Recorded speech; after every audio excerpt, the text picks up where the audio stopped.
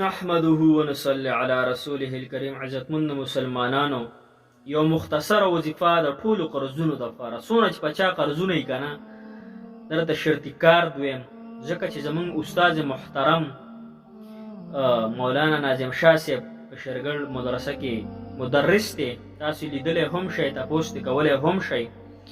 هغه موږ ته په درس کې ویل فرمایل به چې ما باندې لږ قرض د چا راوړېدلی و او زه ډېر پریشان خاله وم، خو زما څه چا دوکه کړې وه، نو زه ډېر پریشان حاله وم. زه چې کله وده شوم نو نبي پاک صلی الله علیه وسلم راته په خوب کې رالی او راته ویل چې ولې خفه یې؟ ما ورته ویل چې جي دغه شان چې راته دوکه راکړې ده او پیسې رانه وښلې دي، اوس ما سره پیسې نشته چې څه چل ورسره وکړم او قرضدار یم. نبي پاک صلی الله علیه وسلم راته دا دعا وښوده، یا حی یا قیوم برحمتک استغیثو، دا 313 فیرې وایه، مخکې وروسته تې 11 پرې درود شریف وایه.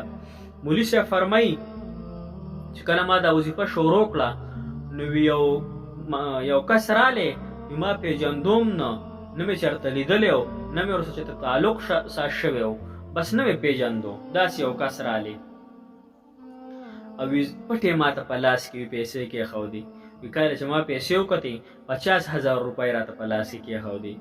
دا څه وجه وه؟ د دغې وظیفې برکت و. او چا چې ورله دوکه ورکړې وه هغې کس ورله د 50,000 روپو دوکه ورکړې وه، حقه پیسې راواغېستې، هغې کس ته یې واپس کړه. عزتمندو، نو چا باندې چې څونه هم قرضونه خدای دې کړي لکونه یې کروړونه یې، خو یقین سره دا وظیفه انشاءالله ووایې 313 فیرې، مخکې وروسته درود شریف 11 مرتبه، نو انشاءالله تعالی الله تعالی به ستاسو د قرضونه چې دی دا به د خپلو احسانونو مهیا کړي.